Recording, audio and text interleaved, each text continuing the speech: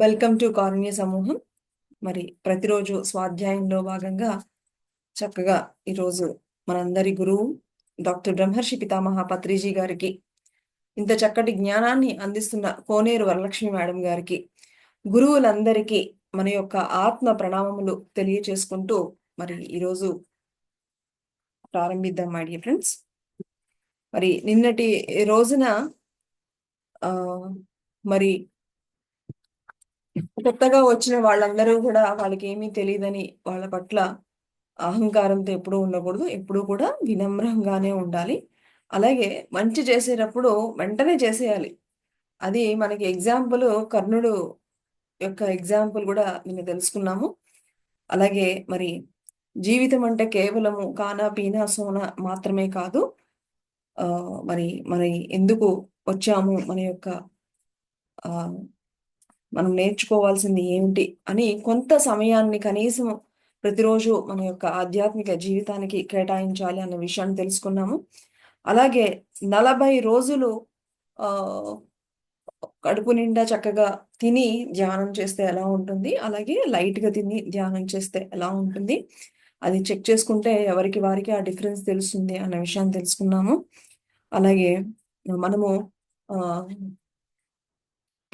మరి హృదయపూర్వకంగా జీవించడం అంటే కృత్రిమ అంటే కృత్రి మంగా కాకుండా, అంటే పైన కాకుండా హృదయపూర్వకంగా జీవించడం కూడా మనము ఎంతో నేర్చుకోవాలి అని, అందుకు మరి పల్లెటూరు వాళ్ళు మరి ఎంతో అమాయకంగా ఉన్న ఎంత సహజంగా ఉంటారు అనేది కూడా తెలుసుకున్నాం.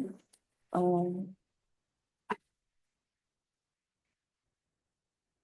అలాగే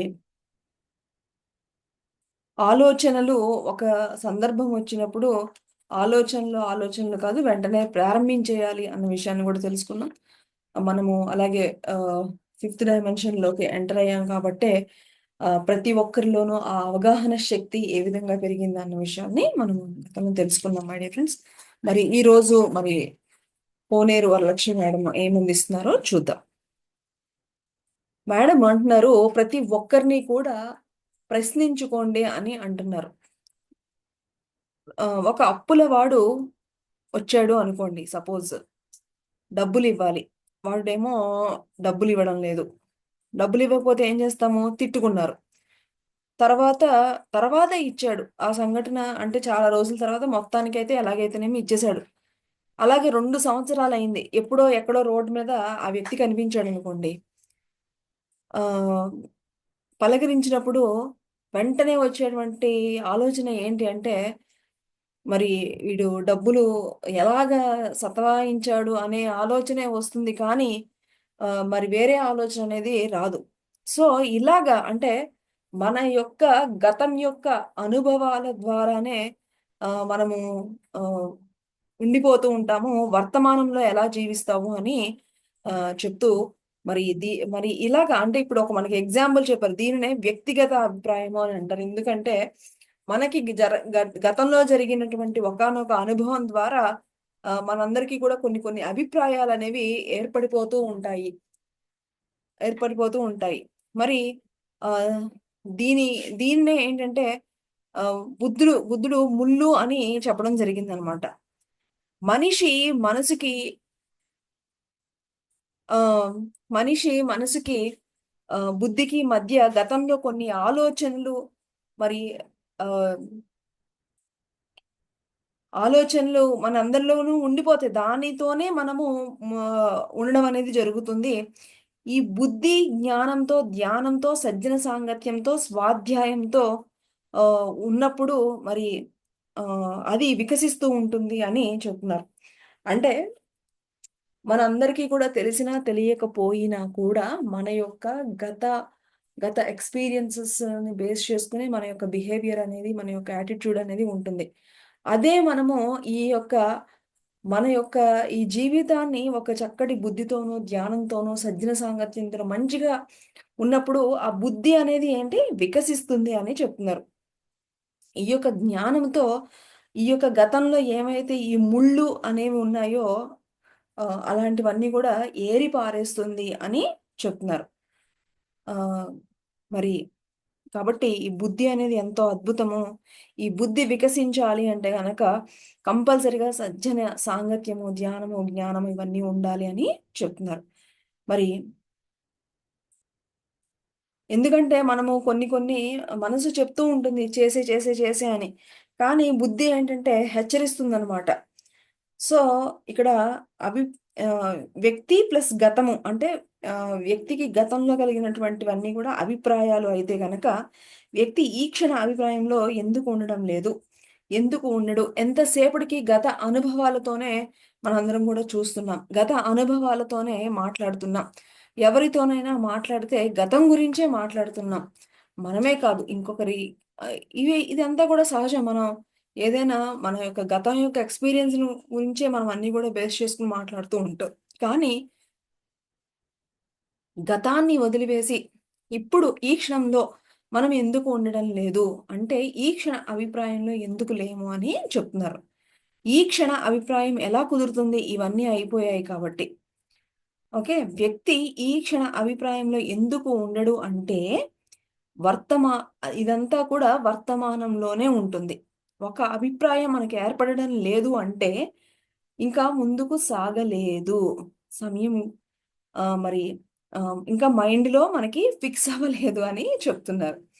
కొంత సమయం గడిస్తే తప్ప మనం ఈ యొక్క గత అభిప్రాయంలో మరి ఉండలేం. ఇది ఏర్పడడానికి సమయం పడుతుంది. సమయం అయిపోయిన తరువాత, ఈ రోజంతా గడిచిన తరువాత దాని గురించి మాట్లాడుకుంటాం. ఈ రోజులో ఉండే ఈ క్షణం గురించి మాట్లాడలేం కనుక, ఈ రోజు జరుగుతూ ఉంటుంది. ఫ్రెండ్స్ ఇదంతా ఆహ్, ఆహ్, మనందరం కూడా ఎప్పుడు గూడా గతంలోనే ఉంటున్నాము. వర్తమాన క్షణంలో ఉండడం అనేది నేర్చుకోవాలి అని మేడం ఇక్కడ ఆహ్, పాయింట్ ఔట్ చేసి చెప్తున్నారు. మరి నీ యొక్క జ్ఞానంతో ఎప్పుడు ఎలా ఉండాలో అర్థమైనప్పుడు నీ యొక్క గతం గూడా మారిపోతుంది అని చెప్తున్నారు. ఎలా ఉండాలి ఇప్పుడు? ఈ క్షణంలో ఎలా ఉండాలి? ఇప్పుడు క్లాస్ చెప్తున్నాను. ఎలా చెప్పాలి? ఎంతవరకు చెప్పాలి? తర్వాత ఏం చేయాలి? మరి తరువాత ఏం కావాలి? ఈ క్షణం ప్రతి క్షణం మనం ఎలా ఉండాలి? పైగా మరి ఇదంతా కూడా జ్ఞానమే అని చెప్తున్నారు. జ్ఞానం లేకుండా ఎలా పడితే అలా నడిచిందంతా మరి అలా అంటే అయిపోయినట్లే అని చెప్తున్నారు. ధ్యానంలో బుద్ధి వికసించింది. జ్ఞానం వచ్చింది. ఎప్పుడైతే మనం గతం గురించి మాట్లాడుతున్నామో జ్ఞానం లేనట్లే అని చెప్తున్నారు. పనికి వచ్చే విషయాలు మాట్లాడవచ్చు. ఈ జ్ఞానంతో నీ గతంలో ఉండే విషయాలు మాట్లాడకుండా జీవించినప్పుడే నీ గతం మాయమైపోతుంది అని చెప్తున్నారు. ఫ్రెండ్స్ ఇదందరికీ గూడా మనందరికీ గూడా ఆహ్, ఆహ్, ఏదైనా ఒక సంఘటన జరిగినప్పుడు మనం ప్రతీదీ గూడా మన యొక్క గతంలో జరిగినటువంటి కొన్ని అనుభవాల ద్వారానే మనం ఆ విధంగా బిహేవ్ చేస్తూ ఉంటాం. అయితే ఎప్పుడైతే నీ యొక్క బుద్ధి వికసించి నీకు జ్ఞానం ఎప్పుడైతే వస్తుందో మరిక ఈ గతం గురించి మాట్లాడకుండా జీవించినప్పుడే మన మన మనం మారతాము అని చెప్తున్నారు. జ్ఞానం జ్ఞానం ఉంటే గతంలోకి అసలు వెళ్ళము అని చెప్తున్నారు. ఎందుకంటే మారిపోతుంది. కాబట్టి ఆ గతం మానివేయండి. అసలు గతంలోకి ఎప్పుడు కూడా వెళ్ళొద్దు అని చెప్తున్నారు. మొన్న, నిన్న అయ్యింది. నిన్న ఈ రోజయింది. ఈ రోజు రేపు అవుతుంది. ఇదే జ్ఞానము అని చెప్తున్నారు. అసలు ఎప్పుడు గూడా మనం జనరల్‌గా మనము ప్రతి ఒక్కళ్ళు కూడా ఎప్పుడు గూడా ఎక్కువ గతంలోకి వెళ్ళిపోతూ ఉంటాం. ఏదో కొన్ని సంఘటనలు గుర్తుకు రావడం, దాని యొక్క అనుభవాలు గుర్తుకు రావడం, గతంలోకి వెళ్ళడం అనేది సహజం. కానీ ఈ యొక్క జ్ఞానంతో మనం ఎప్పుడూ కూడా గతంలోకి వెళ్ళకుండా ఉండగలగాలి అని ఇక్కడ మరి చెప్తున్నారు. మరి ఇప్పుడు 118 సంవత్సరాల ముందున్నాం. మరుజన్మ మళ్ళా ఎన్ని జన్మలెత్తినా రాదేమో! ఈ సమయంలో మరుజన్మలో ఉన్నాము. ఈ శరీరంలో బతికి ఉండగానే మరుజన్మలో ఉన్నాం. మళ్ళా మరణించి పుట్టనక్కర్లేదు. అంత అద్భుతమైనటువంటి అవకాశము ఈ క్షణము అని చెప్తున్నారు. నీ జ్ఞానంలో ఎప్పుడు ఎలా ఉండాలో అర్థమైనప్పుడు గతం మాయమైపోతుంది. నీకు అవసరమైనవి తప్ప గతం గుర్తుకు రావు. ఫ్రెండ్స్ మరి ఒకానొక జ్ఞాని ఎలా ఉండాలి అనేది ఇక్కడ మేడం మనకి చాలా చక్కగా చెప్తున్నారు. ఎప్పుడు గూడా గతం, గతం గురించి అసలు ఎప్పుడు గూడా వెళ్ళొద్దు అని చెప్తున్నారు. ఎప్పుడు కూడా ఇదే జ్ఞానం అని గూడా చెప్తున్నారు మై డియర్ ఫ్రెండ్స్. కాబట్టి మనం ఇప్పుడు గతంలో ఇలాంటి సంఘటనలు జరిగాయి. సో మళ్ళా ఇలాంటివి జరుగుతాయేమో, ఇలాంటి భయాలు, లేకపోతే గతంలో నాకు అలా అయ్యింది, ఇలా అయ్యింది. సో ఇలాగ గతంలోకి వెళ్ళొద్దు అని చెప్తున్నారు. ఆ! సో ఎంతో గొప్పగా నాట్యం చేస్తున్నారు. వాళ్ళలోని సరియైన గుణాలని, మంచి విషయాలని చూస్తుంటే గతం ఎందుకు గుర్తొస్తుంది అని చెప్తున్నారు. నీ జ్ఞానం పెరిగిందంటే, నీకు అర్థమయ్యిందంటే విషయం నిన్న అనేది గతించిపోయింది. ఈ క్షణం అన్నది రేపు అవుతుంది. ఈ విషయం నీకు అర్థమైతే గతంలో నువ్వు ఎప్పుడూ కూడా ఉండవు. ఎప్పుడూ కూడా వర్తమానంలోకి వచ్చేస్తావు అని చెప్తున్నారు. ఫ్రెండ్స్, ఈ పాయింట్స్ అన్నీ విన్న తర్వాత మనం ఇంకా గతం గురించి ఆలోచిస్తున్నాము అంటే గనక మనకక్కడ జ్ఞానం లేదు అని చెప్తున్నారు. అనవసరంగా గుర్తుకు రావడం, మాట్లాడడం వల్ల గతం గుర్తుకు రావడం, గతం గురించి అనవసరంగా మాట్లాడడం. అంటే మనం ఇంకా వెనక్కి వెళ్ళిపోతున్నాము అని చెప్తున్నారు. ముందుకు వెళ్ళడం లేదు అని చెప్తున్నారు. మనం ఎదగాలి అంటే గనక గతాన్ని మర్చిపోవాలి. మనం మర్చిపోవాలని ప్రయత్నించినా మర్చిపోలేము. ఆ జ్ఞాపకం మనకి వచ్చేస్తూ ఉంది. వద్దు, ఎవరి గతం గురించి మనకొద్దు. గతం గతః అని కృష్ణుడు ఆహ్, మరీ మరీ చెప్పడం జరిగింది. మనం చేయలేని పనిని మనం మాట్లాడినా జీవించలేము. ఫ్రెండ్స్, మరి గతాన్ని పూర్తిగా మర్చిపోవాలి అని చెప్తున్నారు.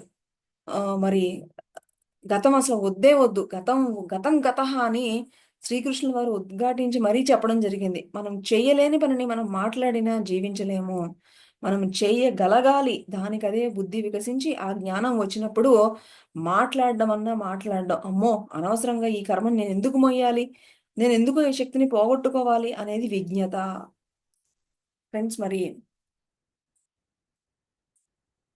భగవద్గీతలో శ్రీకృష్ణుడు చెప్పినా కూడా ఇదే అని చెప్తున్నారు.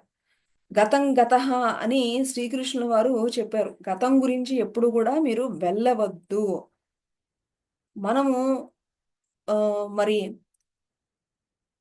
మనం ఏదైనా సరే మనం చెయ్యగలగాలి అని మనము వెళ్ళినప్పుడు మరి మనం చెయ్యగలము వెళ్ళనప్పుడు మనకప్పుడు జ్ఞానం వచ్చినట్లట.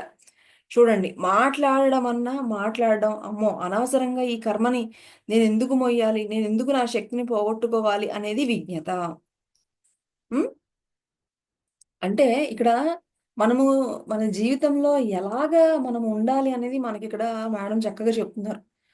జనరల్‌గా మనందరము ఏదో, ఏదో విషయము, ఏదో సమయంలో గుర్తుకు రావడము, వెనక్కి వెళ్ళిపోవడం అనేది ఎప్పుడూ గుర్తుంటుంది. అది గూడా మనము అది మన యొక్క అజ్ఞానమే అని చెప్తున్నారు. ఇంకొకటి ఏం చెప్తున్నారు? మరి ఇదంతా తెలిసినప్పుడు ఆహ్,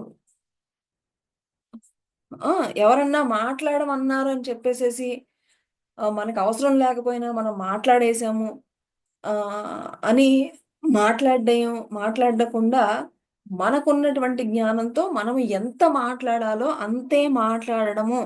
అలాగ మనం శక్తిని ఎప్పటికప్పుడు కాపాడుకుంటూ రావడం అనేది ఏమిటట? విజ్ఞత అని చెప్తున్నారు. ఫ్రెండ్స్, మరి ఎంత అద్భుతమైన పాయింట్స్ మరి ఫ్రెండ్స్ ఇవన్నీ గూడా. ఆ! మనందరికీ ఇవన్నీ ఆహ్, చాలా తెలిసినట్లే ఉంటాయి. కానీ మనకి ఆచరించేటప్పుడు ఇవి వినక వినక ఏమవుతుందంటే, మన మనకి నోటయిపోతాయన్నమాట ఇవన్నీ గూడా. ఇవి మనకి వర్తమానంలో జీవించడం అనేది మనం ఎన్ని సార్లు వినలేదు చెప్పండి. కానీ ఈ ఈ యొక్క చెప్పే కోణం అనేది డిఫరెంట్ అన్నమాట. మేడము చాలా సింపుల్‌గా చెప్పేసారు. "నువ్వింకా గతంలోకి వెళ్తున్నావు. నువ్వింకా గతంలోకి వెళ్తున్నావు. అంటే గనక నీకు ఇంకా జ్ఞానం అజ్ఞానంలో ఉన్నట్టేనట." సో, మహానుభావులు ఎవరు చెప్పినా కూడా అదే. అలాగే ఎప్పుడైతే నీకీ బుద్ధి వికసించినప్పుడు ఎవరన్నా వచ్చి మాట్లాడమన్నా గూడా మాట్లాడడం అనేది వాళ్ళ కంట్రోల్‌లో గాదు. నీ కంట్రోల్‌లో నువ్వున్నావా? అనేది ఏంటి అంటే విజ్ఞత. ఎంత అద్భుతమైన పాయింట్స్ మై డియర్ ఫ్రెండ్స్ మరి. ఆ! ఆహ్, ధ్యానం తెలియని వారు కూడా విజ్ఞతతో జీవించేవారు చాలా మంది ఉన్నారు. కానీ మనకు తెలియదు. తెలియని వారి గురించి ఏం మాట్లాడతాం? తెలుసుకున్న వారి సంగతి గురించి మనం మాట్లాడుకుందాం. ఇది కరెక్టే. మరి కొంతమంది ధ్యానం చేయరు, ఏం చేయరు. కానీ వాళ్ళు చాలా అవేర్‌నెస్‌తో ఉంటారు. చాలా ఎరుగుతూ ఉంటారు. చాలా సెన్సిటివ్‌గా ఉంటూ ఉంటారు. అది ఎలా అంటే వాళ్ళ యొక్క గర్జనల యొక్క సంస్కారం అది. మరి ఈ క్షణంలో నువ్వుండి జీవితం జీవించడమే మరి జీవితం అంటే జ్వి ప్లస్ వితం అని అంటున్నారు. జ్వి అంటేనట సొంతమట. వితం అంటే గనక జీ జీవించడం అట. ఓకే. జ్వి అంటే సొంతమట. వితం అంటే జీవించడం అట. అంటే నీ సొంతంగా నువ్వు అనుకున్నట్లుగా నువ్వు జీవించడమే అని చెప్తున్నారు. నీకు మాత్రమే సొంతమైన శ్వాసను పట్టుకుని నీ బుద్ధిని ఉపయోగించి నీ గతాన్ని మరిచిపోయి ఆ హాయిగా ఉన్నదానితో తృప్తిగా జీవించడమే ముక్తి అని చెప్తున్నారు. Wonderful points. మరి చూడండి, జీవించడము అంటే ఎంత బాగా చెప్పారో చూడండి మరి మేడం. జ్వి అంటే గనక సొంతంగా, వితం అంటే గనక జీవించడం. అంటే నీ సొంతంగా, అంటే వాళ్ళేదో ఇలా చెప్పారు, వీళ్ళేదో ఇలా చెప్పారు అని జీవించడం కాదు. నీకు నీకు నీకు ఎలా అయితే జీవించాలి అని అనిపిస్తుందో అలాగా నీవు సొంతంగా జీవించడమే అని చక్కగా చెప్పారు. మరి ఆ నీ బుద్ధిని ఉపయోగించి నీ గతాన్ని మర్చిపోయి హాయిగా ఉన్నదానితో తృప్తిగా జీవించడమే ముక్తి అని చెప్తున్నారు. గతం ఇంకా ఇంకా ఏదన్నా కానివ్వండి, ఇంకా గతం గత అయిపోయిందని ఎప్పుడైతే నువ్వు ఎప్పుడూ కూడా ఆ యొక్క జ్ఞానంతో ఉండి ఎప్పుడు కూడా ఉన్నదాంతో తృప్తిగా ఆనందంగా ఉంటూ జీవించడమే ముక్తి అని సింపుల్‌గా చెప్పేసారు. చూసారా ఎంత చక్కగా చెప్పారో? నీ జీవితం నీకు ఎలా కావాలంటే అలాగా, నీకు నీ లోపల నీ అంతరాత్మ నీకు ఏవైతే చెప్తుందో, నీ అంతరాత్మ చెప్తుంది నాకు ఈ జాబొద్దు, మానేసేయి అంటే శుభ్రంగా మానేసి, ఇంకేదన్నా చెయ్యి అంటే అది చేసి, అలాగే మనకి మన అంతరాత్మ నుంచి ఏ విధంగా చెప్పిందో దాన్ని ఫాలో అయ్యి, స్వంతంగా, స్వతంత్రంగా మరి ఉన్నదానితో ఏది ఎలా ఉన్నా కూడా ఉన్నదానితో తృప్తిగా జీవించడమే ముక్తి అని చాలా చక్కగా చెప్తున్నారు. మరి నా గతము ఏనాడో మర్చిపోయాను. ఈ భూమండలం గతం మర్చిపోయాను. ఈ క్షణంలోనే ఉన్నాను. అంటే అలాగని నా కుటుంబ బాధ్యత ఏనాడో మర్చిపోలేదు. పిల్లలతో ప్రేమగా ఎంతో ఆనందంగా ఉంటాను. ఎందుకంటే సంసారంలోనే నిర్వాణం కదా! సో, ఇవన్నీ ఏదో కొంచెం తెలిసిన వెంటనే జనరల్‌గా ఇల్లొదిలేయాలి, అవొదిలేయాలి, రెస్పాన్సిబిలిటీస్ అలా కాదు. మన పనులు, మన బాధ్యతలు అన్నీ చూస్తేనే అదే సంసారంలో నిర్వాణం అని చెప్తున్నారు. మనిషి మమతా మమకారాలతో నలిగిపోతున్నాడు. పిల్లల మీద మమకారం, ఇంటి మీద మమకారం, డబ్బు మీద మమకారం. ఈ మమకారాలతోనే నలిగిపోతున్నాడు. ఎప్పుడైతే నీకు ఈ క్షణంలో ఉండి దానిలోని అర్థం తెలిసి ఆనందంగా ఉండడం అర్థమవుతుందో, అప్పుడే ఈ క్షణం మేలుకుంటావు. అది ఫ్రెండ్స్. మనము వర్తమాని భవ పుస్తకం మరి మొత్తము చదువుకున్న ఈ క్షణంలో ఉండడమే. మరి మనకి ఈ ఈ పాయింట్స్ ఇవన్నీ చదవగా చదవగా మనకి ఏమి గుర్తుపెట్టుకోవాలి? మనము ఇంకా గతం గురించి ఆలోచిస్తున్నాము అంటే మనం ఇంకా అజ్ఞానంలోనే ఉన్నాము. అలాగా నువ్వనుకున్నట్లు చేయకుండా ఎవరో ఇంకా దేనికో భయపడుతున్నావు, ఇంకా ఎవరి మీదో భయపడుతున్నావు అంటే గనక నీకింకా ముక్తి రాలేదు. నువ్వు అనుకున్నట్లుగా నువ్వు జీవిస్తూ, ఉన్నదానితో తృప్తిగా ఉండడమే ముక్తి. హ్మ్. మరి ఎప్పటికప్పుడు గతంలోకి వెళ్ళకుండా వర్తమాన క్షణంలో ఉండడమే, ఆనందంగా ఉండడమే ముక్తి. మనసు మారకముందే మేలుకోమంటున్నారు. ఈ జ్ఞానం వచ్చాక మనసు ఇక మారదు అని చెప్తున్నారు. ఈ జ్ఞానం గనక రాకపోతే మనసు మారుతూనే ఉంటుంది. అప్పుడు కమ్ముతుంది ప్రపంచమాయ. నువ్వు మేలుకో, మేలుకో. ప్రపంచము ఈ యొక్క మనం నిన్న కూడా చెప్పుకున్నాం. మాయ, మాయ అంటే ఏమని చెప్పుకున్నాము? ఈ మాయ ఈ ఈ యొక్క అనుకున్నది మనం అనుకున్నట్లుగా చెయ్యలేకపోతున్నాము అంటే ఏమనుకున్నాం మనం నిన్న గూడా? మాయలో పడిపోతున్నాము అని అనుకున్నాం గదా! అలాగే చెప్తుందనమాట మేడం. జ్ఞానం లేకపోతే గనక ఈ మాయ అనేది మనల్ని కమ్మేస్తూ ఉంటుంది. అలాగే నిద్రపోతూనే ఉంటాము ఈ మాయలో పడి అని మేడం మనల్ని హెచ్చరిస్తున్నారు. కాబట్టి ఆహ్, మరి ఏం చేయాలి?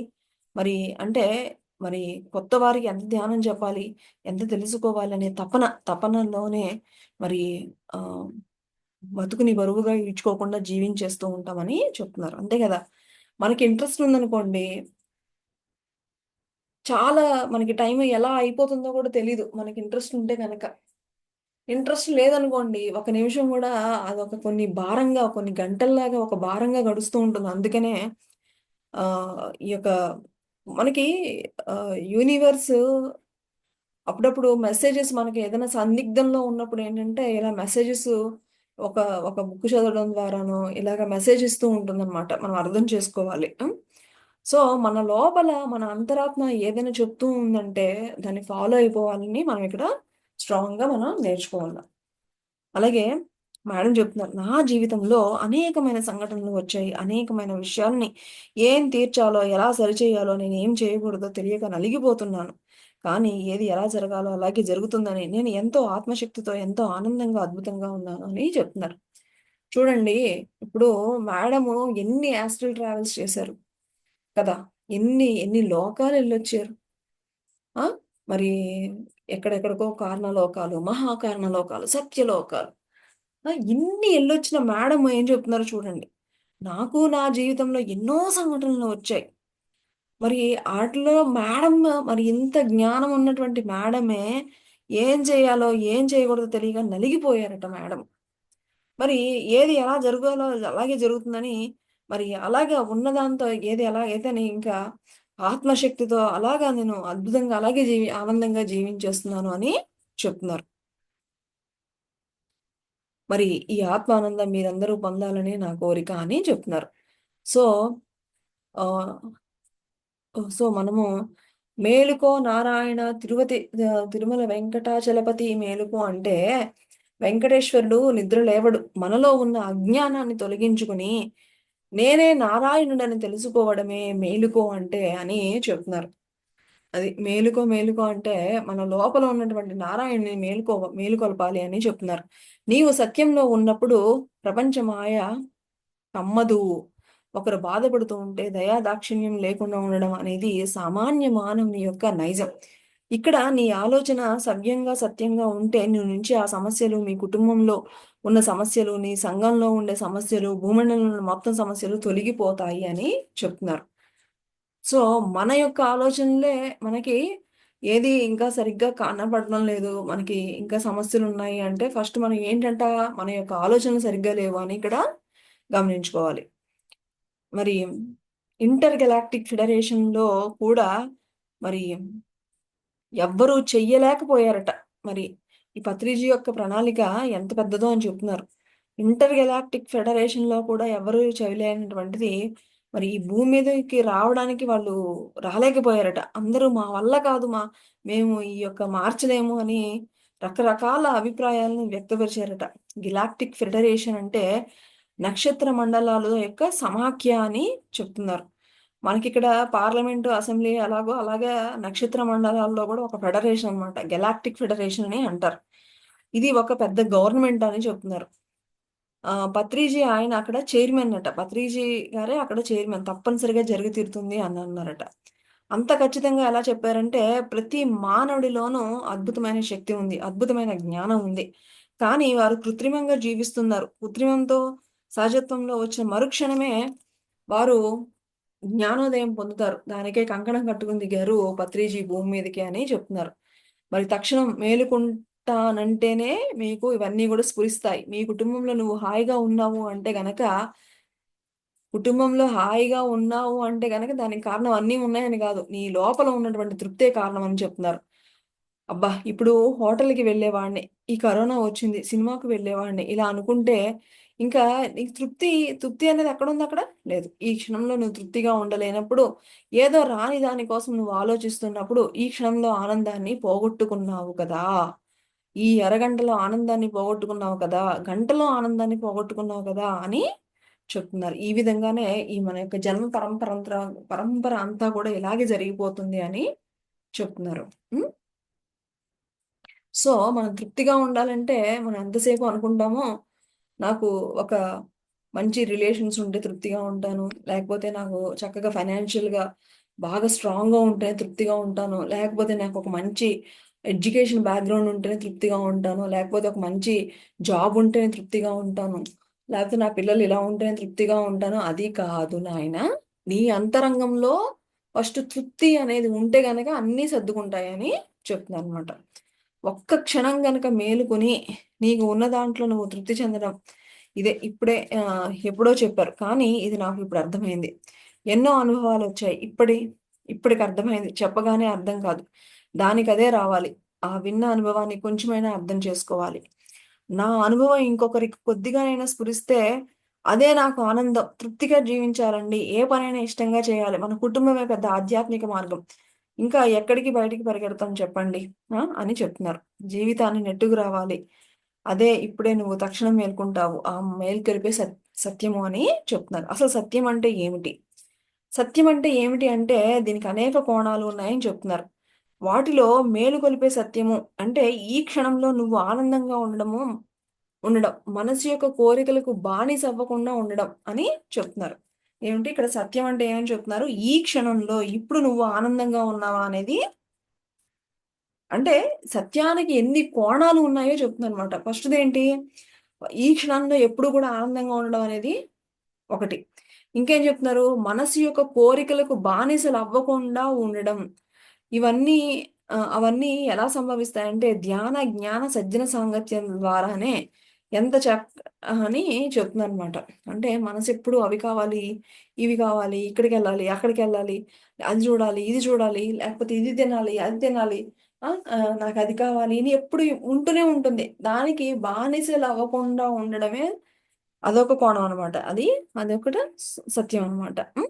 ఈ మాయల నుంచి ఎప్పుడైతే బయటపడదామా మనకు ఆ!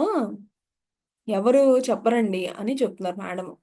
ఈ మాయల నుంచి నువ్వు బయటపడు అని ఎవ్వరు మనకి చెప్పరు అని చెప్తున్నారు. ఒకవేళ చెప్పినా మనమే వినము అని చెప్తున్నారు. అదైతే కరెక్టే.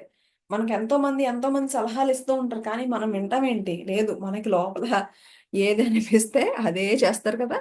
అలాగే మేడం గూడా చెప్తున్నారు. హ్మ్. నేను పద్ధతిగా సరిగ్గా ఉన్నాననుకుంటారు. అనుకోవడం వేరు. అర్థమవ్వడం వేరు. మనల్ని మనమే పరిశీలించుకోవాలి అని చెప్తున్నారు. అలాగే ఎందరో ఉన్నారు. అందరిలోనూ నేను ఒకదాన్ని అని చెప్తున్నారు. ఎన్నో మరి ఒక కృష్ణుడు, రాముడు, గాంధీజీ వగైరా వారందరూ వీళ్ళందరూ మనకి ఆణిముత్యాలు అని చెప్తున్నారు. మనమేమన్నా పనికిరాని వాళ్ళమా అని ఎప్పుడన్నా అనుకున్నారా? ఆ! వాళ్ళు గొప్పవారు మనం కాదు అని దిగజారిపోయాము. ఎందుకని? మనము మనం గూడా ఆణిముత్యాలమే. మనము గూడా దేవుళ్ళమే. ఆణిముత్యం చుట్టూ మాయ అనే ఒక మసి పూసుకునుంది. ఆ మసిని ధ్యానంలోనే తొలగించుకోవాలి అని చెప్తున్నారు. మరి ఒకరికి సాధ్యమైనది ఇంకొకరికి సాధ్యం కాదా? అంటే మరి సాధ్యమే అది. అనుకుంటే సాధ్యమే. ఆ! కాకపోతే కష్టపడాలి అని చెప్తున్నారు. ప్రతి ఒక్కరు గూడా ధ్యానము, శాకాహారము ప్రతి ఒక్కరికి తెలియాల్సిందే అని చెప్తున్నారు. ఈ యొక్క దివ్య జ్ఞాన ప్రకాశంతో జీవిస్తాం. దివ్యం అంటే ఏమిటి? ఆ కర్మ లేనటువంటి లోకాలు. భూమంటే ఏమిటి? సృష్టికి మూల గ్రహం. నేనంటే ఏమిటి? హ్మ్. మరి ఇవన్నీ గూడా మన యొక్క ఆత్మజ్ఞానం అనేది ఉన్నప్పుడే అన్నీ అర్థమవుతాయి అని చెప్తున్నారు. దానికి మార్గం ఏంటి? ధ్యాన మార్గము. ఎందరో మహానుభావులున్నారు. వారందరూ మళ్ళా తెరపైకి రావాలనుకుంటున్నారు. వారందరి కోసమే పత్రిజీ వచ్చింది అని చెప్తున్నారు. అన్నీ తెలిసిన వారి కోసం పత్రిజీ రాలేదు. చూడండి. ఏమీ తెలియని వారి కోసము, అజ్ఞానంతో, దుఃఖంతో అల్లాడిపోతున్న వారి కోసము, గిలగిల్లాడుతున్నటువంటి ఆత్మల కోసము, వాళ్ళకి సహాయం చేయాలన్న కోసం దాని కోసము మరి పత్రిజీ భూమి మీదకొచ్చారంటే చూడండి. మరి పత్రిజీ ఎంతటి కరుణా స్వరూపో చూడండి. మనకి అసలు ఆహ్, ఆహ్, ఆహ్, మనకి కొంచెం ఎవరికన్నా హెల్ప్ చేయాలి అంటేనే తెగ ఆలోచించేస్తూ ఉంటాం. ఆ! మరి ఆయన అన్నీ ఉన్నాయి ఆయనకి. ఆయన అనేక లోకాలు ఎంతో జ్ఞానం ఉంది ఆయనకి. మరి ఆయనకి చూడండి ఆయన ఎవరి కోసం ఇక్కడ పాకులాడుతున్నారు? అజ్ఞానంతో, దుఃఖంతో అల్లాడిపోతున్నటువంటి ఆత్మల కోసం పాకులాడుతున్నారు. చూడండి ఎంత కరుణామూర్తమో పత్రిజీ. మరి ఇప్పుడు ఈ కాలంలో ఎక్కడున్నామంటే మనము చాలా ముందున్నామని చెప్తున్నారు. మరి ఐదవ పరి ఐదవ ఫిఫ్త్ డైమెన్షన్‌లోకి వెళ్ళాం. మరి మన భూమిది యాక్చువల్‌గా అది మూడవ పరిధి. Third dimension. మరి మనము అలా వెళ్ళాము అంటే ఇదే దానికి నిదర్శనం అని చెప్తున్నారు. మనకి అందరికీ కూడా ఎంత అవగాహన జ్ఞానం ఎలా వచ్చింది. అక్షరం ముక్క రాదు. ఎలా మాట్లాడాలో తెలీదు. ఏం తినాలో తెలీదు. అసలు మేడమే చెప్తున్నారు. నాకసలు ఏమి బుర్రకే ఎక్కేది కాదు. మరి నేను ధ్యాన సాధన ద్వారా మరి నా శరీరం ఏంటి? నేనేంటి? నా 7 శరీరాలేంటి? ఇహలోకం అంటే ఏంటి? పరలోకం ఎంత అవగాహన వచ్చింది నాకు. ఆ! మరి ఇదంతా ఎలా వచ్చింది అని చెప్తున్నారు మేడము. మనం శ్వాస మీద ధ్యాస పెట్టినప్పుడు ఆజ్ఞాచక్రం ఉత్తేజితం అవుతుంది. నుదిటి మధ్య భాగంలో నుంచి మెదడుకి ఒక నాడి ఉంటుంది. ఎప్పుడైతే శ్వాసను పట్టుకున్నామో అది ఉత్తేజితం అయ్యి, ఆ ఎనర్జీ నాడి ద్వారా మెదడుకి చేరుతుంది అని చెప్తున్నారు. చూడండి, మనము శ్వాస మీద ధ్యాస పెట్టినప్పుడు ఆజ్ఞాచక్రం ఉత్తేజితం అయినప్పుడు నుదిటి మధ్య భాగంలో నుంచి మెదడుకి ఒక నాడి ఉంటుందట. ఎప్పుడైతే శ్వాసను పట్టుకున్నావో అది ఉత్తేజితం అవుతుందంట. ఏంటి, నుదిరి భాగం నుంచి మెదడుకి ఉన్నటువంటి ఒకానొక నాడి అనేది ఉత్తేజితమయ్యి, దాని ద్వారా ఎనర్జీ మెదడుకి వెళుతూ ఉంటుందనమాట. అక్కడ మనకి నిద్రాణ స్థితిలో ఉన్నటువంటి అణువులన్నీ కూడా అక్కడ ఉత్తేజితమవుతాయి. అప్పుడు మెదడులోని కణాలన్నీ గూడా మేలుకుంటాయి. అప్పుడిక మనకి ప్రతీదీ గూడా అర్థమైపోతూ ఉంటుంది. ఆహ్, ఇంకా మరి అందుకనే పిల్లలకి చిన్నప్పటి నుంచి ధ్యానం చేయడం వల్ల వాళ్ళలో ఉన్నటువంటి అన్ని శక్తులన్నీ గూడా మేలుకుంటాయి అని చెప్తున్నారు. మీరు కూడా గురువు అంటారు. కానీ మనం సాధన చేసుకోవాలి. ఇప్పుడు పత్రి సార్ అందరిని కూడా my dear friends, masters and my dear God's అంటారు.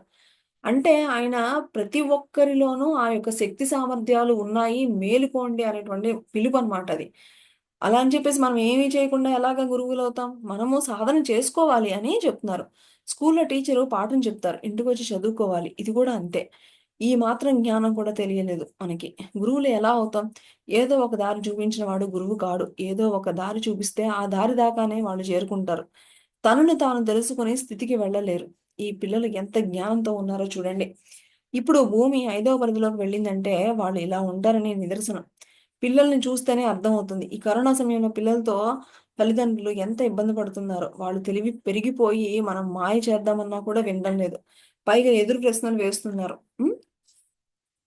ఎందుకంటే పిల్లలు అంత తెలివితేటలతో ఉన్నారని మేడం చెప్తున్నారు. హ్మ్. ఎంత అద్భుతంగా ఉన్నారు. మరి ఏం మారింది చెప్పండి? సూర్యోదయం మారిందా? చంద్రోదయం మారిందా? భూమి తిరగడం మారిందా? ఏమీ మారలేదు. కానీ జ్ఞానం, అవగాహన శక్తి అనేది మారింది అని చెప్తున్నారు. మరి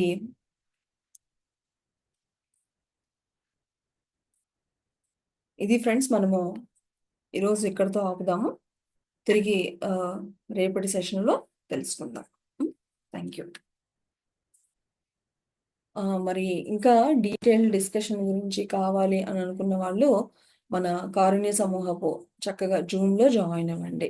దీని తర్వాత మనకి రికార్డింగ్ అయిపోయిన తర్వాత అందరూ చక్కగా పార్టిసిపేట్ చేస్తారు. మీరు కూడా పార్టిసిపేట్ చేయొచ్చు. చేయాలి అంటే గనుక జాయిన్ అవ్వండి. Thank you.